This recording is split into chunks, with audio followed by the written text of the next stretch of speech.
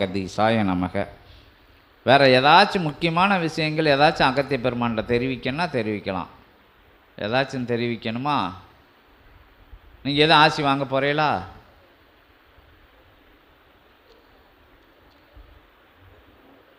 ரொம்ப நீங்கள் எதுக்கு என்ன?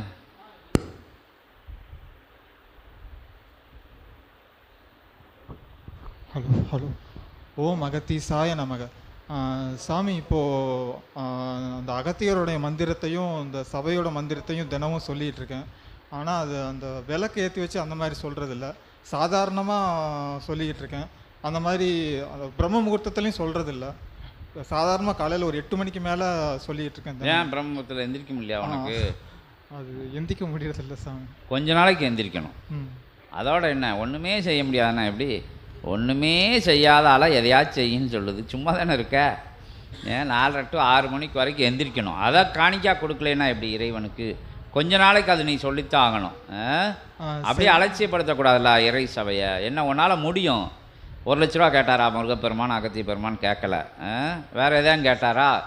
கேட்கல. அங்கேருந்து ஓடியார சொன்னோமா? கிடையாது. உங்கள் வீட்டுக்குள்ளே உங்கள் பூஜை ரூமில் உட்காந்து சொல்லதுக்கு நீங்கள் பொழைக்கணும். பிரம்ம முகூர்த்தத்தில் தான் அனுகிரகங்கள் பகிரப்படுது. இங்கே இருந்து வேலை இருக்குது, எனக்கு வேலை, உடம்பு கஷ்டமாக இருக்குது, வலிக்குன்னா உன்னை விட்டுருவோம் நாங்கள்.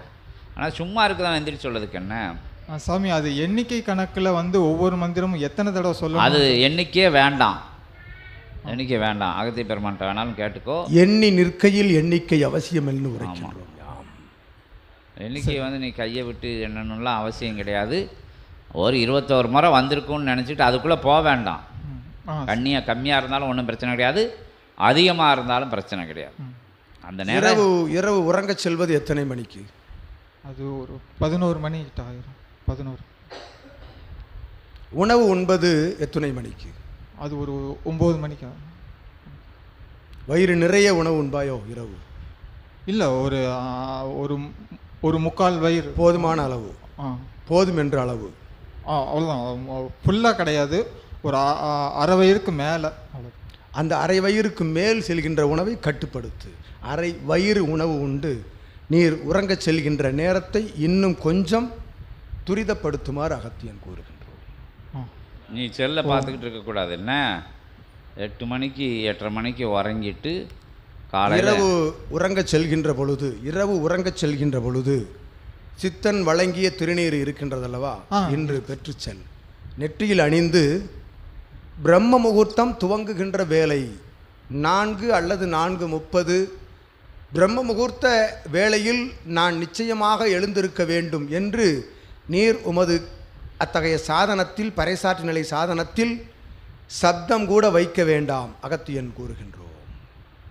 பிரம்ம முகூர்த்த வேளையில் நான் நிச்சயமாக எழுந்திருக்க வேண்டும் என்று அகத்திய நாமத்தினையும் சிவமகா வாழை சித்த நாமத்தினையும் உன்னுடைய குலதெய்வ நாமத்தினையும் 3ஐயும் உரைத்து நீர் உறங்கச் செல். நிச்சயமாக நாளை அதிகாலை பிரம்ம முகூர்த்த வேளையில் எழவில்லை என்றால் சற்சங்கத்தில் வென்று வினா எழுப்பி என்று அகத்தியன் ஆசி வழங்க. நிச்சயமாக யாம் கூறிய இவ்வாகமத்தை நிறைவேற்றி நீர் உறங்கச் சென்றால் சூரிய உதயத்திற்கு முன்பாக நீர் எழுவது நிச்சயம் என்று அகத்தியன் ஆசி வழங்குகின்றோம்.